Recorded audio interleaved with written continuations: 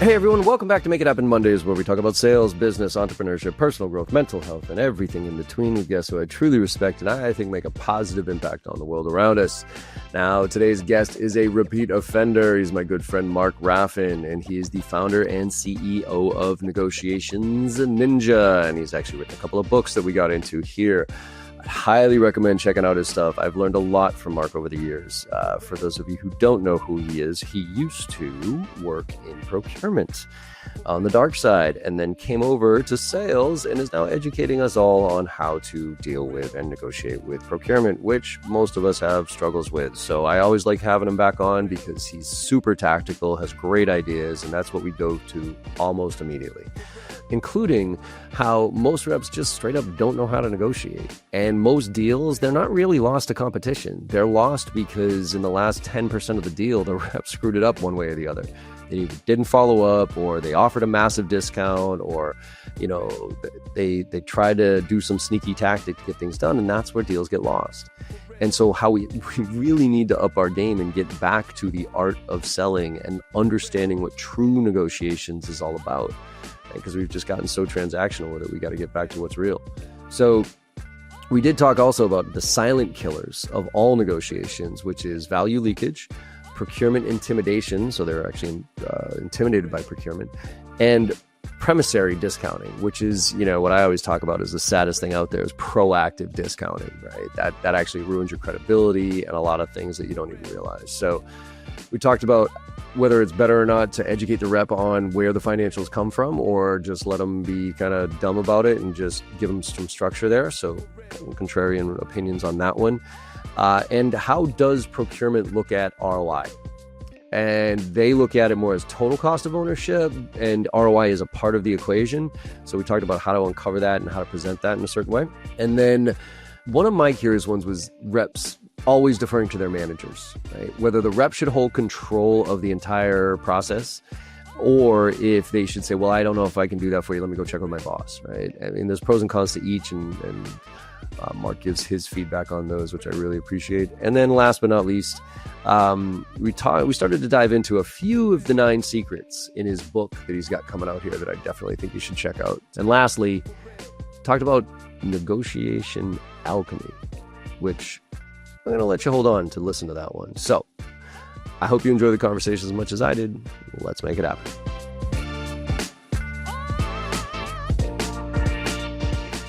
Mark Raffan, welcome back to the Make It Happen Monday podcast, my friend. How in the world are you? Thank you so much for having me, John. I appreciate being here. I'm doing great, man. Weather is turning in Canada, so we're super happy about that. And things seem to be relatively stable and going okay, and hopefully the weather holds out until the summer.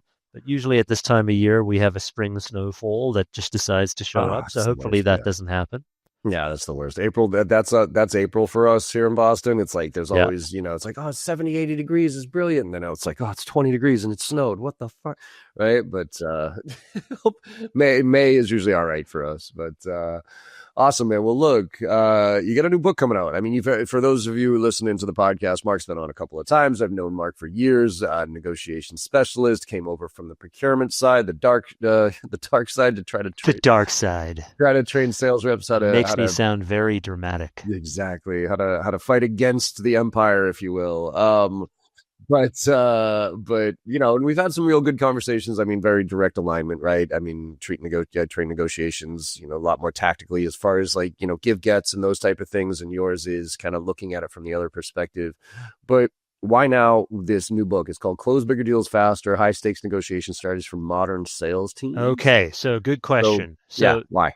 Not necessarily a new book, just a new take on what it is we're doing. Still repping the existing book, 9 Secrets to Win Deals. And this is sort of how we're thinking about things going forward. And all of this thought process, which is culminating in a lot of public speaking for me, is trying to help sales leaders recognize that, especially in this economy, sort of where we are right now, most sales teams are not losing deals to competitors. They're losing them, at least from what we can see, in the final 15%, right? They're losing them in the negotiation post-proposal because they haven't been trained to, quote unquote, hold the line or learn how to trade value or push back on procurement. And the truth is that because most deals not die from competition, we're seeing them actually bleed out at the finish line because the sales teams they get cornered, right? They panic, they start slashing price, and that's not negotiating, that's not closing, that's conceding. And our biggest concern that we're seeing is that the sales people themselves would love to be able to fix this problem, but the sales leaders have been so trained on the opposite side of the conversation of like building pipeline and funnel, which is sort of where their lifeblood has come from. And they've focused so strongly on that, which is great, but they've neglected the back end, right? And so in the process, they haven't had a balanced education on the end of that process. They've definitely built pipeline. They've learned how to build pipeline. All of that is wonderful, and they have to still do that. But now they also have to worry about, okay, how are we going to manage this towards the end? How are we going to close this out strong? How are we going to retain margin? As this is especially important for a lot of scale-up startup ventures that I'm seeing, because VC money not only wants scale, but they also want profitability. And so we're moving into a stage right now where I think a lot of people, especially sales leaders, can't afford to mess up at the end here. Are they losing? So when you say they're losing in the last 10 minutes, are they losing to, when you say bleed out too, right? Is it these clients, like they're getting there and the client just does nothing at the end of the day, just is like, yeah, or pushes it down the or are they losing to a competitor, but not because it was a competitor, it's just because they didn't know how to negotiate? Like where both of those things are true. And so real quick on this, on the preface to this is kind of that, what I've been preaching a lot about right now, which is the indecision issue with jolt effect, right? Yeah, which is 100%. like so many people are so moving so fast. It's like almost no matter what you do at this point, people are kind of putting up their hands saying, I don't know here. So help me understand, is this a systemic indecision issue? Is it no, they're making a decision, the rep just fucks it up towards the ends and they end up going with somebody else who doesn't fuck it up? Or is it they fuck it up at the end and there's no decision? Yeah, I don't have any hard data to back this up, but I feel like I can safely say that it's a combination of all of those things, because budgets are tightening because of the economic cycle that we're going into, and because CFOs are becoming more and more weary, and because of the tariff concerns that people have had going into this, which seem to be lightening somewhat, although today. Well, yeah. I mean, look, it could be different tomorrow morning. There could be 5 different decisions tomorrow. Yeah. So depending on how things go will largely determine how people feel about that. But because there is so much indecision, the indecision has led to people just slowing down what it is they're doing. And that's not just an issue of the economic situation, but it's an issue of confidence, right? So like, if I don't have the confidence that this is going to drive the value that you say it's going to drive, this is going to do the things that you say it's going to do, then the default position for me is going to be to slow down. The default position for me is going to delay, or to your point, the default position to me is going to be to reward the person who is telling me that this is going to deliver the things that I say it's going, or they say it's going to deliver. And so what we're seeing is that there's 3 major silent killers that we're seeing right now in like that last 15%. There's the value leakage, right? So sales reps are over focusing on pushing to get that yes instead of building that confidence. And therefore, they're under preparing for the negotiation. I hate to say like moment, because there's a series of moments, but they're under preparing for the negotiation moment. So what ends up happening is they give concessions. So that's value leakage. That's the first thing that we're seeing. The second one we're seeing is procurement intimidation. Procurement is being mandated now and has been armed with significantly more influence and power because of the economic cycle that we're in, right? So CFOs have basically had a sit-down conversation with all procurement leaders and procurement teams to say, thou shalt, right? And go forward and prosper. And so as a result, if your reps aren't used to this kind of a conversation, they're getting steamrolled by procurement because they just don't understand the motives or tactics, right? So decoy objections, a lot of like guilt conversations, artificial deadlines, manufactured bids, those kinds of things. And then the third thing that we're seeing is premature discounting because they don't know how to deal with that pressure and that intimidation. What's inevitably ending up happening is that reps are offering discounts way too early in the process before the procurement person or even the stakeholder is emotionally or organizationally committed or aligned, right? Which is now taking longer because of these external forces. So they're used to a faster deal cycle, and because they didn't have the chops before, they could kind of use discounts as a crutch to get through to close. But now, because the deal cycle is going longer, they're trying to use that same crutch again, but there isn't even alignment yet. And so what ends up happening is they throw that out early and the whole thing collapses. So we're noticing like that value leakage, the procurement intimidation, and the premature discounting being massive issues right now. Yeah, I mean, I still say this all the time. I think that one of the saddest things that any rep does is proactive discounting. I honestly, I think it's the most pathetic thing I've ever seen in sales. Because it reeks of desperation, and 9 times out of 10, it's not the rep's fault; it's the manager's fault. And the scenario That's exactly correct. The scenario is like, I'm pretty good with my quota for this quarter, but boss comes in and says, hey, John, we just need a couple more deals so we can hit the quarter target for us as as an organization. Any chance you can get a few in here? Hey, if you offer some of them a 10 to 20% discount to sign this month instead of next month, we can help them out. Like, what do you got? And it's like, I don't really feel like doing this. Like, I've already talked to the client, maybe in a couple, they're going to sign next month, but whatever. And then they get pushed to, and then that email goes out that I wasn't expecting. If you and I are negotiating, whatever, I'm feeling like, yeah, I'm going to move forward on this. And then out of nowhere, I get, hey, John, I know you're probably going to move forward in a couple of weeks, but if you move forward this week, right?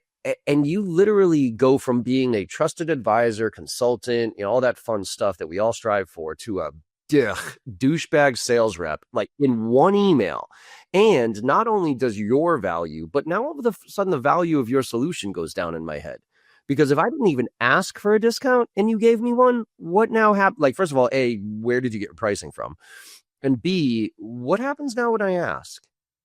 So you literally just gave me the authority to beat the ever-living shit out of you. And because you turned from a trusted advisor to a sales rep, I'm going to do that. Even if I'm not that's just human nature, for crying out loud. Forget about being procurement and trained to do this. Right. And if you do that to a procurement person, blood in the water. Oh, right. God. Like, it's, yeah. So you're attracting sharks at that point. So let me ask you, I got a few questions here. We'll get into kind of the things in the book, but one of the things that I've been curious about is it important so I think business acumen is if there was one thing I tell any sales rep to improve their results, it's just business acumen. Like, learn how to speak the language of business, understand what a P&L is, understand what CapEx versus OpEx is, those type of things, understand what roles in the organizations do. And I've said it before that I think the reason that sales reps are so timid when it comes to price, A, is because obviously they get this shit kicked out of them all the time. B, it's because we live in a SaaS world. And well, most of, you and I, we work in a lot of SaaS tech companies. And it is kind of like one of those, okay, Salesforce, it's $1,500 for the license. For you to give me one extra license, sure as shit doesn't cost you $1,500. You know what I mean? Like, this is a cloud thing, so it's R&D. I get that, but $1,500 seems a little excessive for this thing. So I can have that argument with somebody who doesn't know where the pricing comes from. So what I'm getting at here is it important for a rep to understand the fundamentals of their pricing schedule and where it comes from? Like, why it's priced the way it is, the profitability of the business, basically a CFO coming to the sales team and being like, let me educate you on why our price is the way it is, what we invest in, what we do, right?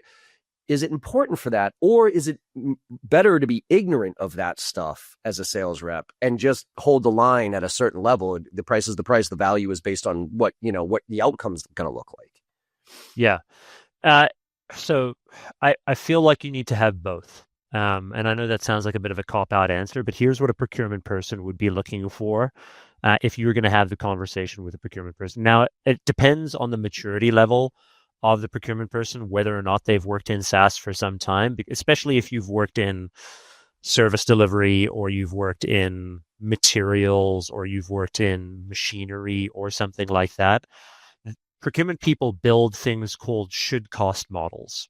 A should cost model is this idea that they can look at the thing that you're selling, whatever that thing is, break down the cost of that thing, add on specific pieces of margin or profitability or overhead or whatever it might be, and then figure out, based on where the market is, what this thing should cost us. So let me give you an example. Like if I was buying a consulting labor hour, so I was hiring EY or PwC or whomever it might be, I can, with a large degree of certainty, figure out plus minus 10% how much I should be paying based on the base wage for that kind of person in that geographic area, plus any kind of WCB or workers' compensation or retirement benefits or state uninsurance or federal uninsurance, plus a reasonable amount of profitability, plus a reasonable amount of overhead that the company that's issuing that person takes off. And so I can figure out a rough should cost model.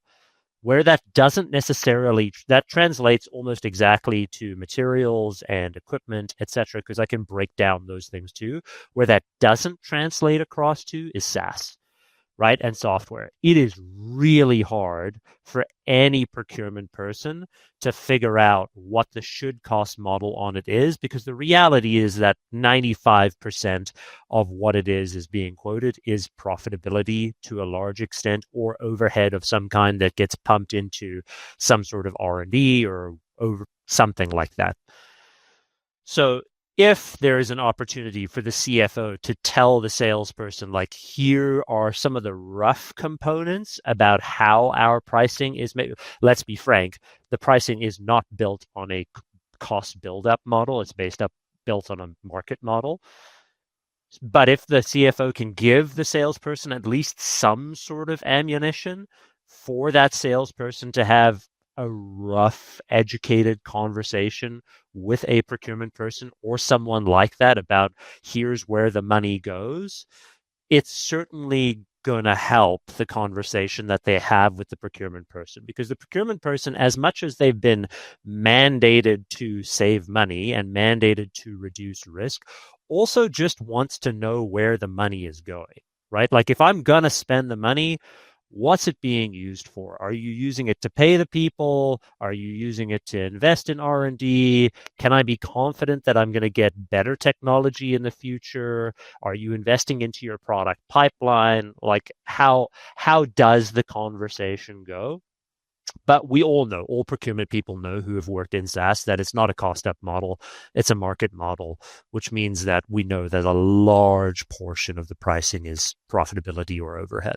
So how does that play with, because I think there's an alternative way of looking at how to educate a rep. Like, I think one of the things that one of our conversations, I think you're the one who brought this up, about the impact that 1% of a discount has on the profitability of the actual thing, right? And it's like, I think most reps think, 5%, 10, whatever. It's, a couple percent here, 2, 3, 4, but if you actually start to look at it from an economic standpoint and the impact that a 1, 2, 5, 10% discount has on the actual, it's not just less than 10% discount now is, like a 10% discount is now 10% less profitable. It's actually exponential when it comes to adding all this stuff up, right? So I think coming out of that, because you're taking when you're giving the discount, you're not giving the discount on really the overall revenue that you're getting in, right? There's still a cost base there that has to get paid for,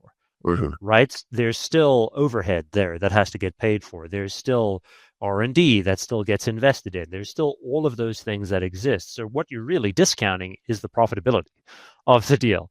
And when that gets extrapolated across, when Benioff goes to the market and says, hey, this is how we're doing, that's when that gets impacted, when he sort of advises market on how things are going.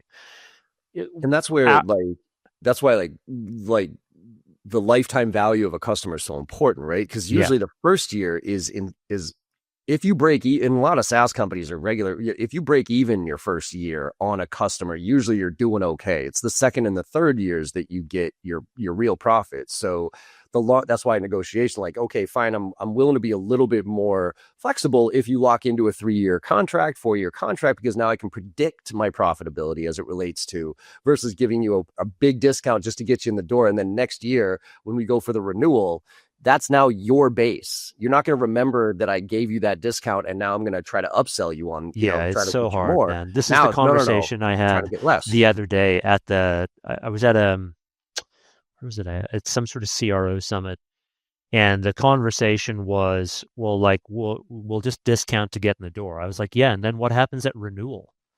Right? Like at renewal, you've now screwed whoever the rep is who's going to try and secure that renewal. Because if you're going to discount to me at like 30% or 40% as a procurement person, this is where we are now for forever. And so for you to even add an additional 5% or 10% to that, that's going to be really, really hard to do. So a lot of reps feel like, look, land and expand is a great strategy. Don't get me wrong. I think it's really, really important to the overall strategy of an account. However, if you discount to achieve the land and expand strategy, you're screwing the next person who's going to... Now, look, the argument can be made of, for those with less scruples to say, who cares about the renewal guy, right? I'm just trying to secure my deal. But the problem is okay, if that's your attitude, then you can't work here, right? Like, you're not going to be around for very long. You're not going to be very successful in this business because you stick around for year 2 or year 3. People are going to start to notice how your deals go. So I would highly recommend against that as much as humanly possible. That being said, look, if there is a need to discount, fine, but not at the expense of just discounting. Like, what are we getting in return for that? How much have they asked for? How much are we actually giving? Are we making them feel like this thing that we're giving them is in fact scarce, which increases the perceived value of that thing? Are we asking for something in return? Are we only giving a portion of that thing away that person has asked for? All of these things become incredibly important. And so what ends up happening, though, is before, we talked about premature discounting, but let's just say they don't even premature discount, but the counterparty asks for a better deal, a procurement person who that's their whole job, is to ask for a better deal.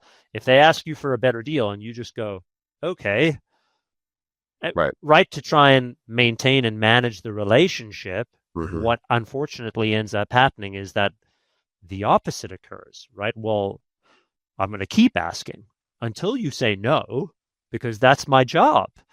And so I think a lot of people fall into this false sense of security of I'm just going to believe in some sort of magical karmic justice that when I give something, you're going to give me back something else in return, and I don't have to ask for it.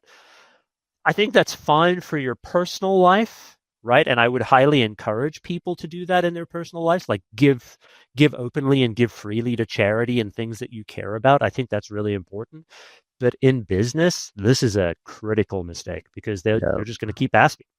Yeah, that's it. And that's the thing. It's, again, I go back to human nature. We are born to take advantage of whatever is in front of us. We will keep doing whatever it is, right? I kind of use the funny example of, if you're in the office and your, cube mate every day, it's like, hey, Mark, can I get you some coffee? Can I get you? Hey, I'm grabbing coffee. I'm grabbing coffee. Yeah, absolutely. Grabbing coffee. And then after a little while, one day you see your cube mate super busy, super, just stressed out, doing a bunch of stuff.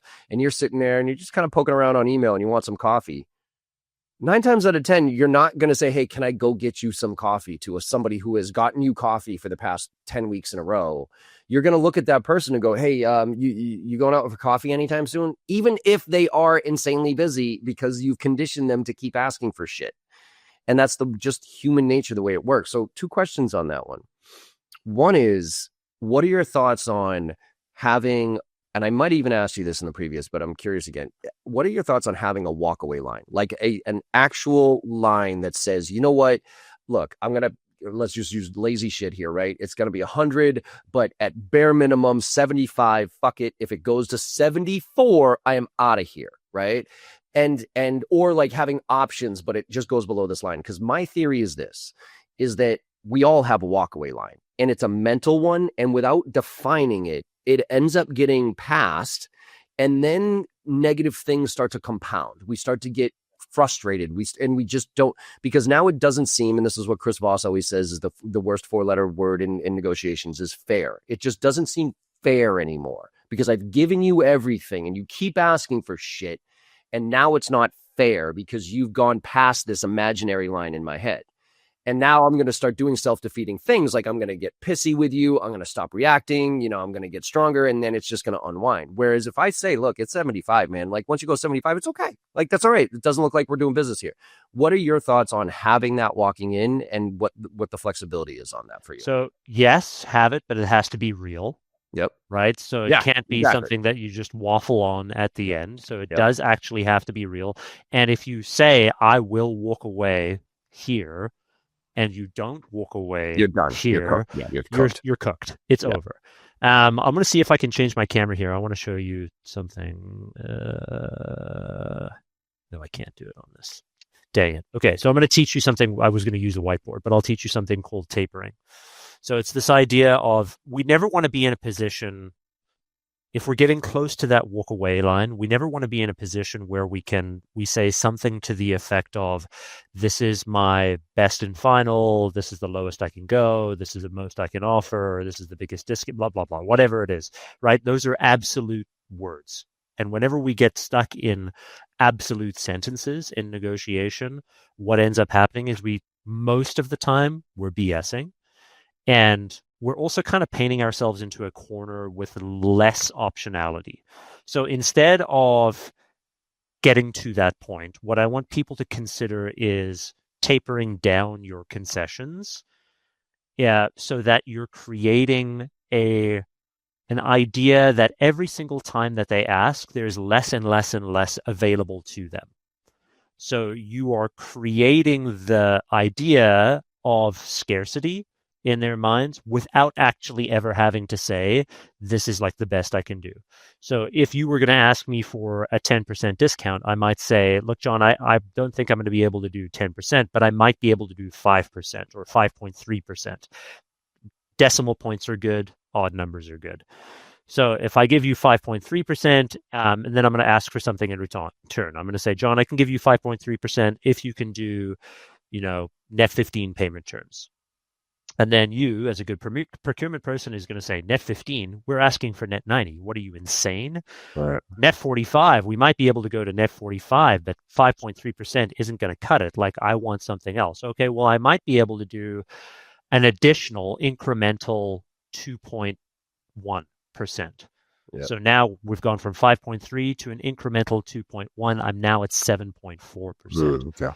Then the next time you ask, I'm going to give a smaller incremental discount. So there's going to be less and less and less available, hence the name tapering. And so the idea is that when you keep asking, there's less and less and less available to you. I'm always going to ask for something else in return, or a collection of things in return. And as a result, the juice becomes not worth the squeeze, because every time you ask, I'm giving you the perception that there's less and less and less available. We're getting closer to the end point of that conversation. And now you're going to go, okay, it's not even worth me asking. Now, look, there may be an additional 15% available, but I don't need you to know that, and I'm certainly not going to say that. So I would highly recommend that if people are going to use a walkaway line, which I highly recommend that they should, instead of doing equal incremental concessions, like some people go, well, you have 5%, then another 5%, then another 5%, because it feels math, right? Like it feels equal, it feels normal, it's easy to manage. The problem is that if you just keep giving me the same amount, I'm just going to keep asking. And then when you hit your walk away line, I'm going to be like, well, what the hell? Right? Like, how come there's not another 5%? So try your best to taper down to that number. So then, and there's a nuance there that I tell a lot of people, but I want to get your perspective on the psychology around the non-round number, right? Yes. It drives me nuts. Like I look at it as, and you tell me if I'm wrong here. If you're procurement and I'm sales and I'm Yeah. selling to you and I offer you a 10% discount, Yeah. I feel like it automatically tells you that I don't know how to negotiate. Because if I do like 10%, 20%, 30%, whatever it is, but if I come at you with a 7.6%, 7.625% discount, there's a perception that there's some thought process into that. There's some math. You've calculated it somehow, right? Yeah. Is that perception real? Because I had somebody, I posted this on LinkedIn once, and most people are like, yeah, that makes total sense. I didn't think of it that way, whatever. But a couple of people are like, oh, that's just bullshit. If you're making it up, then you might just tell them what it is and don't play games like that. I'm like, I wish I could agree with you, but unfortunately, negotiation isn't about full transparency. Yes. Because if it is, I would show you exactly what our profitability margins are. You tell me exactly how much your budget is. You tell me, you know what I mean? All these things, and that just doesn't. So where are you with that kind of playing the game a little bit, even though it might not be totally what I would say 100% honest? I think it's 100% accurate that you should do that. I recognize that, when a lot of people hear this, they're like, well, can't we just be rational and reasonable and fair with each other? And I hear that because, I can sort of feel that in my gut of like, I would love the world to be this way, right? Yeah. Like it would be amazing if the world was this way. Mm-hmm. But what is rational and reasonable and fair to you may not necessarily be rational and reasonable and fair to me or the next person or the next person. And so there's so much subjectivity to this. And also if I just open up and say, well, look, man, like, this is how much I have. This is, what's your budget, etc. Now I'm putting a lot of trust in the counterparty to be as honest and transparent as I am in that conversation. And I will be the first person to admit that I have used the information that others have given me against them. That was my job for a very, very long time. And so I would highly recommend that when people are going into conversations like this, I know that there's this sort of standard spiel that a lot of people put out there of like, let's just be 100% transparent with each other. Gosh golly gee. And okay. I don't want you to lie to the counterparty. That's very important. But I also don't want you to reveal everything to the counterparty because you're placing the negotiation in their hands at that point in time and saying to them, please don't screw me. That's essentially what you're saying. And I just don't want you to approach it that way. I think it's very dangerous. Yeah. And by the way, I think it then puts that other person in an extremely awkward situation as well. Like you might be thinking, but now all of a sudden I feel guilt. And if I feel guilt, like I did this early in my career, and I think every sales rep does this once. And then they realize they'll never do it again. Is they get so comfortable with the prospect, they tell them that they need the deal to hit whatever quota, whatever number, whatever it is by the end of the quarter. And they're like, hey, could you just do me a solid? Could you just do me a favor? Because they think they're friends with this person. And then sure as shit, the end of the month, end of the quarter comes and it doesn't happen. And now not only have you missed your forecast and all that stuff, but now you've actually, and probably that other person was busy. Other shit came up.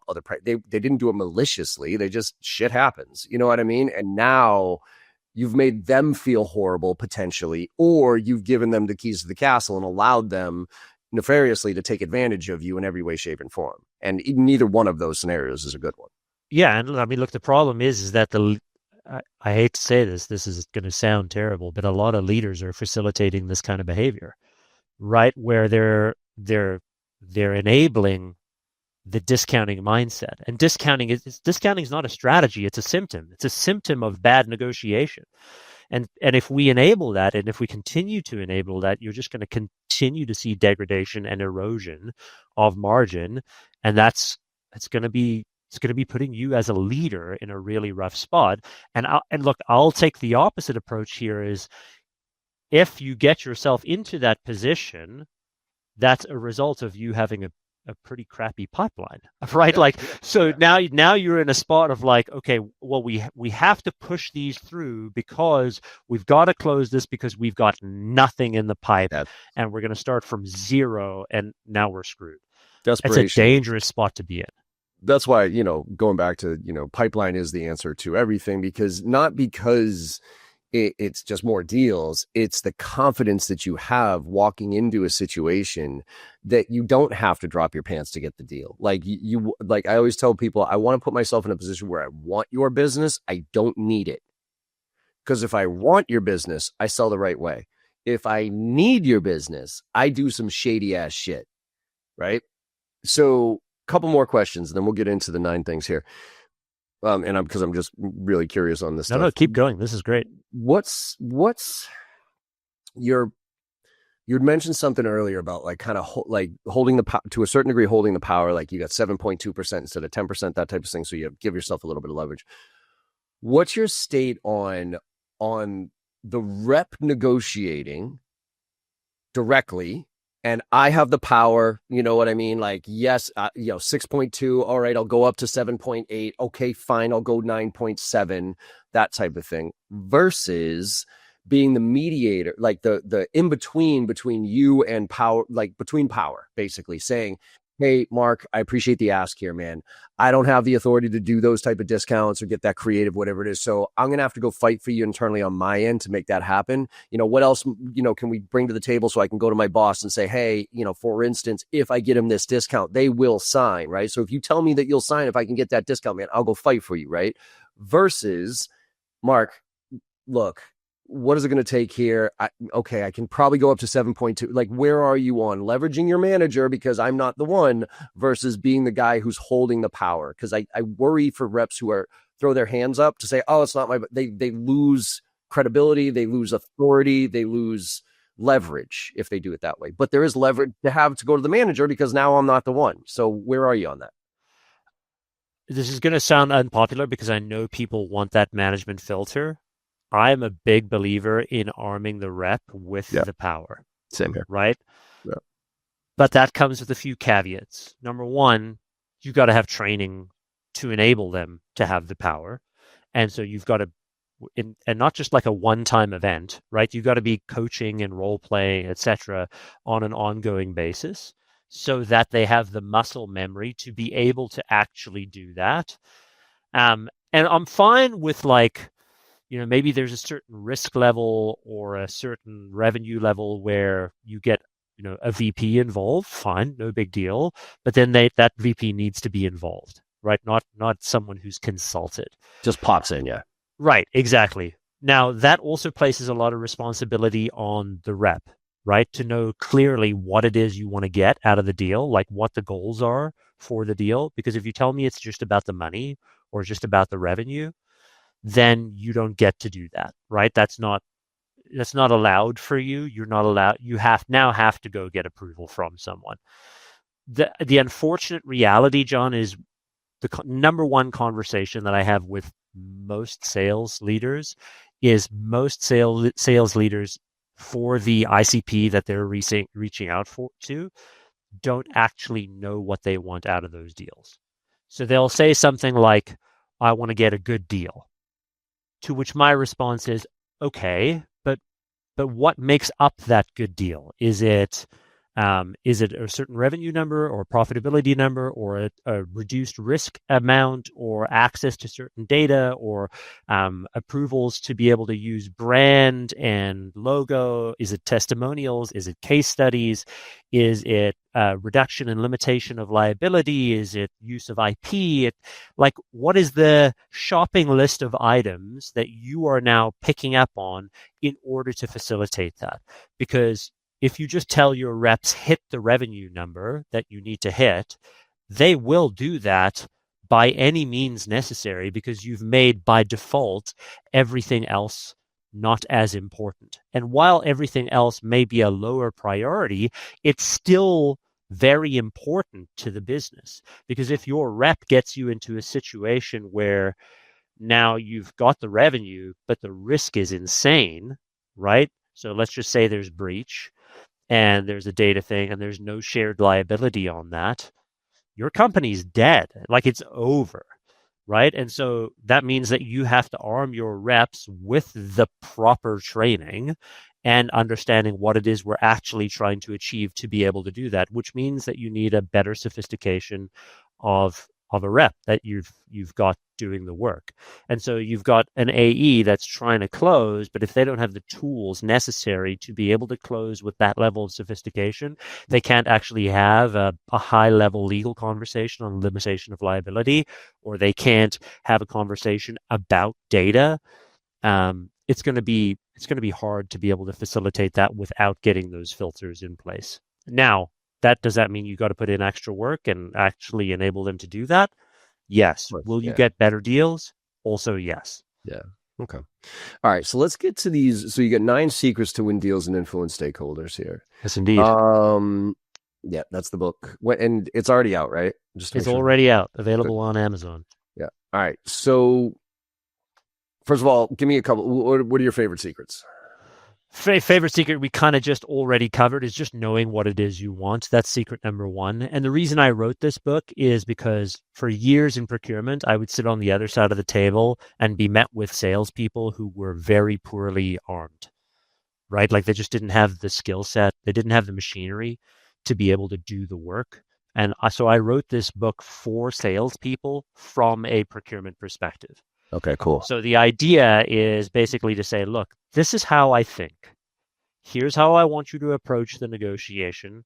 Here's how to plan for the negotiation. Here's how to get best results. Now, a lot of people confuse this with like, oh, how do I influence and persuade at the point of being an SDR to get up to the point of that? What we're talking about specifically in this book is post-proposal. Right. So once the proposal is made and you're moving it through the organization and trying to get to close, that's where we're at with this. Okay, perfect. So we talked about, getting, well, and here's one as it relates to that, because you and I talked about this before, about how procurement doesn't have to be the enemy.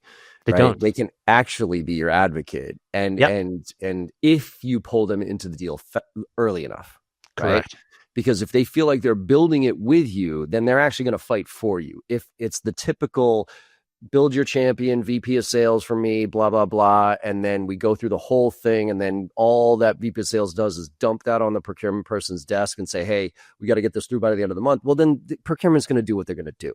They're going to cross every T, dot every I, protect their company against everything, reduce the price as high as they can, because there's no investment in it there with them. Correct. So I guess when is a good time for reps to think about, is there a kind of a trigger for you where you're like, oh, you know what, this makes perfect sense to bring in procurement early here? Because I want to equip reps with like, why, like, I'd love to be like, hey, Mark, as we go through this, why don't we bring in procurement early? Because, they fuck everything up at the end, man. And that's, so what are some trigger events for you to say, ooh, that's not bad language. I mean, I would probably use that language. No, I would probably say, look, at the point that you're ready to submit a proposal, or the user has said like, okay, shoot me something that I can have a look at, because I am genuinely interested in this. There's like this rush to like, okay, yeah, absolutely. I can get something to you right away. Slow down right at that point. Time to pause here for a second, because now is when you ask the educated question of like, hey, look, when we've done this in the past and we've submitted a proposal, generally speaking, there are other groups that like to get involved. Data, procurement, legal, etc. We might be too early to pull them into the conversation. However, giving them a heads up is probably a good idea, because the last thing I want to do is to get to like 3/4 of the way through this negotiation, or all the way through to the end of the deal, and then someone in governance or data, or someone in procurement, or someone in legal says, time out, start over, right? Do not pass go. So is there someone else, maybe a collection of people, 3 or 4 people, that we should be bringing into this conversation? Now, that being said, it depends on the size of the organization that you're selling into, If you're selling enterprise, that's the conversation you're going to have. If you're selling SMB, you're probably not going to be having that conversation. Maybe you're pulling in IT, maybe you're pulling in data, but there might not even be a procurement team at Yeah, that point in I time. was gonna So this say. is specifically related to enterprise sales. Yeah, and I was going to say, even at the SMB level, usually if you have power, if you have an executive, they can Right. tell procurement to do whatever the fuck they want. Like they're negotiating the contract with you. They don't have a procurement partner. If they Yeah. do, it's some admin person that's in finance. It's not a Yeah, procurement they person. probably don't even have a Right. procurement person that would do that. And also, even at enterprise, the level of enterprise that you would get into would largely determine whether or not procurement's getting involved in the first place. Like there are a lot of deals that are, under 200 grand, under 150 grand that procurement's just like, whatever, dude, go do whatever you want to do, spend the money. I don't care. I'm looking at 500 and above. So at that point, it depends on where the scrutiny comes in. If it's required at 100 grand, bring in procurement. If it's not required, don't worry about it. Yeah, exactly. So in the book, you talk about negotiation alchemy. Okay, yes. Could you explain to me what that is? Negotiation alchemy. Negotiation alchemy is this idea that um, you can create different things than what you already have. So the idea of alchemy is that, look, I have a base metal and I can turn it into gold. So I have stainless steel, turn it into gold. I have anything, turn it into gold. This idea of negotiation alchemy is like, oh, I have this base relationship, but I can turn it into something better.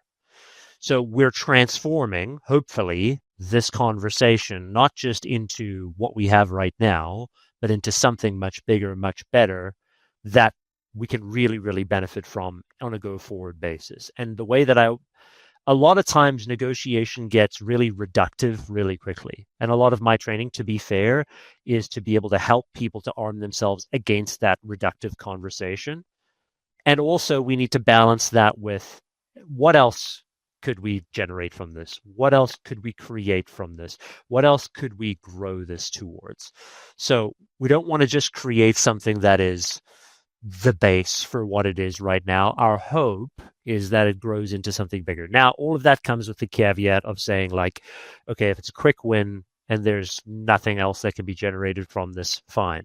But there is so many additional things that can be created as a result of your research that you're not necessarily paying attention to.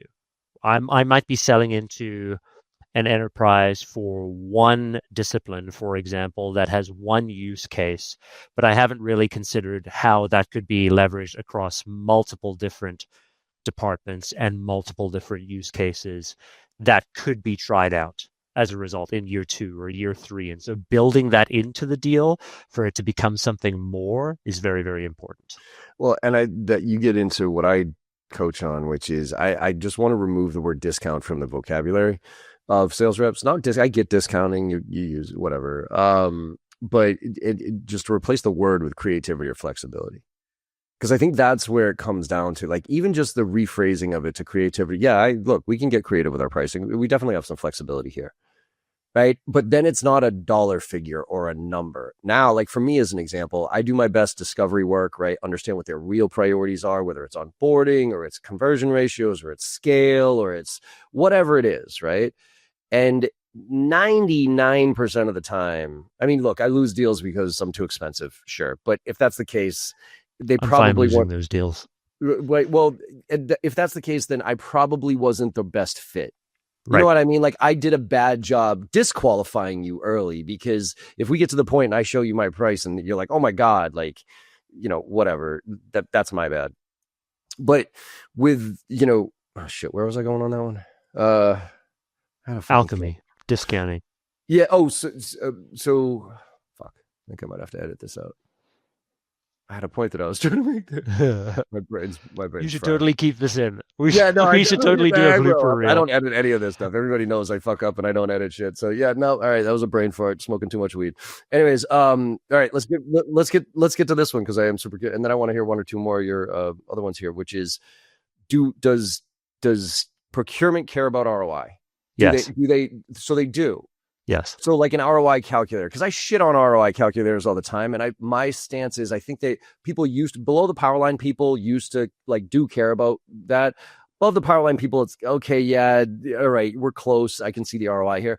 But my contention here is because of indecision, because things are moving so fast, because everybody's been so burned and risk is so high, that people don't believe in ROI. Because the ROI is the promise of return from this investment sometime in the future. And quite frankly, I have no fucking idea what the future is going to look like right now. Correct. So help me understand how ROI plays into this and how a rep should use it with procurement specifically. 2 parts that procurement cares about here. So I'll talk about ROI, and then I'll talk about procurement's word for ROI.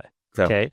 So ROI within the sales sense, like, okay, you're making an investment, you're spending money on this product. I am going to return that investment to you plus whatever X percentage because of that investment you're making. Traditional ROI calculation, you give them an ROI calculator that shows them if they do this thing, then they will receive those things. Where procurement does care about this, but only if it can be tracked and only if it is true. And so, well, yeah, but how do you know it's ROI? I can't guarantee. Well, that's what they're going to hold you accountable to. So, okay. My favorite thing as a procurement person was when a salesperson says something to the effect of, "Well, if you invest in this, we'll generate X amount of return for your organization." To which the procurement person's response is, "Put it in writing." Great, wonderful. Write that down. Yep. And then we're going to put a clause in there that says, if you don't do this, we get it for free and all of our money back, plus a bunch of other things, etc. Yeah. So yes, procurement cares about it, and they're going to hold you accountable to anything that you say related to it. Yeah. The procurement word for ROI is called total cost of ownership. Okay, cool. Yeah, there we go. So it's this idea that, look, where the price is part of the total cost of ownership, but then there's also the change management cost that goes into it. There's the training cost that goes into it. There's the cost of not using additional things that goes into it. And so they are trying to calculate, okay, what is our total cost of ownership going into this? And if I compare my total cost of ownership buying your product to another company's total cost of ownership that sells virtually the same thing, but their total cost of ownership is lower, my belief in your ROI is now less, because they're saying, okay, it's going to cost you less overall to do our thing, to do the same job. I don't actually care about ROI at that point, as long as the total cost of ownership is lower. And this is what a lot of people in sales find confusing sometimes, is that they'll say, well, how could we have lost that? Our price was the most competitive on the marketplace. Well, you lost because of the amount of change management that has to go into this, the amount of training that has to go into this, the amount of effort that my team has to put in, the amount of deployment costs that have to go into it, et cetera, et cetera, et cetera. So I'm not just looking at the price. I'm looking at all of the additional components as well. Well, and I think that price is a component of risk, right? So it's like, the more I spend, the more risky that is for me to make that decision. So I need to have all these other pieces in place. The less I spend, the less risky it is, the less of those other pieces are in place. And so, you know, the whole idea of de-risking isn't just about price, because it's about the implementation. It's about this. It's about the transition, adoption, all these different things. And that's what you got to hunt for to figure out what really is why they're doing this. Because I don't know, I always ask price up front. Like when they start asking when they start asking price, I'll be like, look, I'm happy to share. You can give me some parameters here. What are your growth? And, you know, and I can usually give you a pretty good range. But my immediate get is, so just out of curiosity, where does price fall in the decision criteria tree here? Like, I like that. You're asking for information. Right. Is you know, if you think of all the different reasons prioritized of why you would make this decision, where's price fall on that list? And if it's number one, by the way, we can make this conversation very short. We're not the cheapest, nor do we ever want to be. And, you know, have a good day, right? Go talk to some of my competitors here. So I think that's the, you know, to me, it's the give-get component to what you're doing from a negotiations, but also knowing what to get and ask for in return for what you potentially could be giving away. So this game is so hard, right? That's why the negotiation game is so hard, because you have to have the knowledge and all the information of the stuff you want. You have to know what they want. And then you got to match them up somehow so they seem reasonable to put together here, right? So it's like you can't say like, give me, send me some information, sign the contract. It doesn't make any sense. You got to have something equal to make it feel like it. Oh yeah, look, I'm happy to do that for you. Like reciprocity factor, obviously, right? Like I'm happy to do that for you. Would you be able to do a 2-year contract or a 3-year contract or extra 50 licenses or whatever? Or how about instead of a discount, I'll give you an extra 10 licenses or an extra 2 months on the contract so it can do this. That sometimes is way more valuable than a discount ever would be. Yep. So 100% agree. Awesome, man. Well, there was one more, and I know we're over here, but there was one more question that I wanted to ask you related to all the, there's a million different questions, but let's talk about last point is revealing the strengths and weaknesses of your counterpart, right? Because if I know what your weaknesses are, I know I have leverage. If I know what your situation is, I have leverage. That's why it's the worst thing in the world for a sales rep to say, I got to hit my quarter this, I just need this deal to hit this quarter. Now you're toast. And my take is the more invested you are, the more time you invest in a negotiation, the more leverage the other person has. Because now I'm thinking of all the time I've spent with this, which is a lot of money to me. And therefore my sunk cost, I'm not going to walk away from it. I'm going to try to get something out of it. But talk to me about how to figure out what those strengths and weaknesses are. So this is all about prepping your questions prior to going into the negotiation. So okay. I think a lot of people try to wing this part to generate information, but you can be really targeted to the questions that you're asking based on the things that you're trying to achieve and that you think the counterparty is trying to achieve. So for example, if I'm going into the negotiation, I know that reducing risk is really important to my organization. And increasing exposure is really important to my organization. I'm going to ask questions that are situated and targeted to those things that are open-ended, that drive conversation about those things. And then I can also do the same thing based on what my predictions of what you want out of the conversation are. So let's say, for example, that I've got a good read that risk is really important to you, and understanding how to deploy is really important to you, and securing data is really, really important to you. I'm going to ask targeted questions to those things that are open-ended, where a lot of salespeople start the conversation around that. They understand that they need to reveal that information, but they'll ask a question like, would you say that risk is really important to you? And then the counterparty's like, yes. Right. And at that point, it just becomes super frustrating. Instead, we're going to try and ask open-ended questions that generate more information that's targeted specifically to that risk metric for you.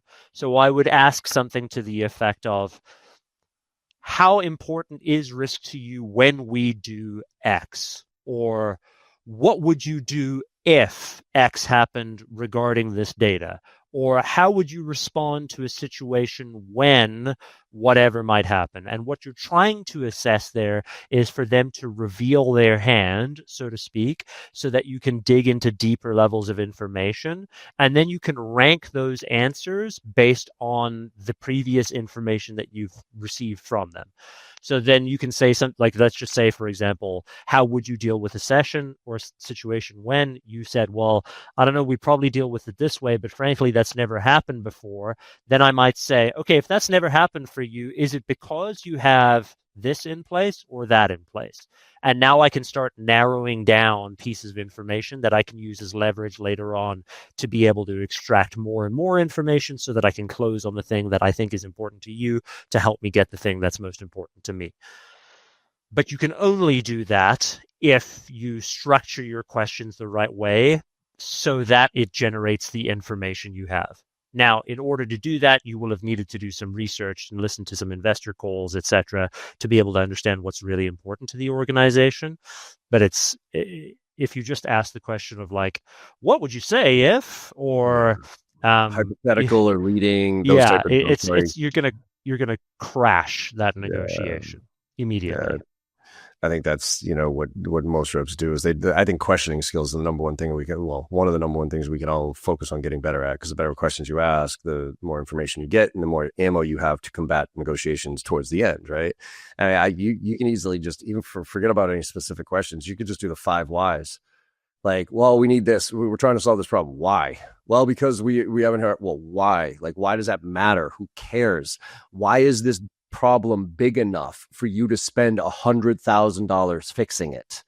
Because that's where we're at right now, Mr. and Mrs. Customer. Like, it's going to be in the range of $100,000, $200,000, give or take. So tell me that this is a $1 million problem, because if it's not a $1 million problem that we're trying to address here, then my $200,000 solution ain't going to do shit for you. So why is this important? Who cares about that? Like, those are the type of things. You don't even have to be an expert at that. You just got to keep asking why, like a 5-year-old. Why is this guy blue? Oh shit, I don't know. Like, keep asking and digging, because once you find the true essence of the problem, then in my opinion or in my experience, you have all the leverage you need. Yeah, exactly right. So awesome, Mark. Well, we didn't even get into the other 8 secrets and all the other cool shit that you got going on. So I think we're going to leave that for the audience to go check out on their own, because I highly recommend. I think you're right. I this came up the other day when I was doing the Glengarry Glen Ross event, and had those 18 professional, and Jeff Hoffman, my mentor, was there. Yeah, nice. And you could literally just, when he started talking about, like, his perspective, he was so contrarian, but he just reminded me of the art of sales, not the science. I am a scientist when it comes to sales. I split test. I try different things. I like to think I'm personable. I think I'm good at discovery, right? But ultimately, I'm measuring out. I'm testing, and I'm trying different things, right? I'm not the guy who's just going to be able to read you fucking perfectly and say this and get you to think totally differently about it. Like, that's him. And I think we need to get back to much more of the art of sales than the science of sales. Because I think the science has turned into a transactional position. I think we have become transactional in this world. And there's just something about the fucking art of being able to sit and have a real conversation with somebody and be like, all right, man, let's figure this shit out. And that's why I like with Jeff, I said it earlier, like I used to negotiate him with all my contracts because I used to resell his IP and all this other stuff. And guess what? I would get rip roaring stoned, and I would negotiate with him because I loved negotiating with him. Because I knew exactly what he was. I mean, he could spin me around like a top, but I knew ultimately his techniques, how he approached things, what mattered to him, and all this other stuff. So I just get rip roaring stone and be like, all right, Jeff, let's go. Like, what are we talking about here, right? Because it was just this fun art of negotiations. Nice. And I think that's, a lot of tips, a lot of structure, a lot of tactics that you talk about. But I think that's the essence here. What I want to get back to is, how do you do this for all the right reasons, but in all the right ways? Yep. So awesome, Mark. Well, tell people where they can find this awesome book and where they can find out more information about you, Negotiations Ninja, and everything else as usual. Yeah, first of all, thanks for the opportunity to just speak to you and your audience, man. You can find the book anywhere. On Amazon is probably the best place to do it. I would recommend going to Amazon and giving Bezos your money, because that's probably the easiest way to get it. And if you want to reach out to me on LinkedIn. I'd love to be able to have a conversation with you. And if you're going to connect with me, just let me know that you listen to me on John's show. There you go. John, thank you again for all that you do for the sales community, man. And for everyone in the sales community. It's very beneficial stuff that you're doing. Yeah, man, I appreciate it. I just think it's about getting good messages and good learnings out to good people who care enough to put in the work to do it. Right? I always say there's no silver bullets in this fucking world. Like, you got to put in the goddamn work. But man, if you're willing to put in the work, then sky's the limit, and share with you whatever I can. So thanks for coming on, Mark. I really appreciate it. Thanks for having me, dude. Appreciate it. Absolutely. And everybody, hope you enjoyed the conversation as much as I do. This one was filled with nuggets and tips, and the book is even filled with more. So go check it out. Go check out Mark's training as well. He's got some great training specifically on negotiations. And like I say at the end of all these podcasts, go out there and make somebody smile today. Because no matter how bad your day went or how bad you think it's going, you make somebody smile, you had a good day, and the world needs a lot more of that right now. So thank you all very much, and I will see you on the other side. Hey everyone, I hope you enjoyed that conversation as much as I did. With your support and our incredible guests, we're one of the top sales podcasts out there right now, and I can't thank you enough. Now, to keep the momentum going, it would mean the world to me if you could go and leave a 5-star review on your favorite podcast platform and share some of your favorite episodes with your network. Also, I am super excited to be launching my new newsletter, where I'll be sharing everything I know and everything I'm learning along the way while I'm out there selling every day just like you. Go to jbarrows.com/newsletter to sign up today. Let's all level up and make this happen together.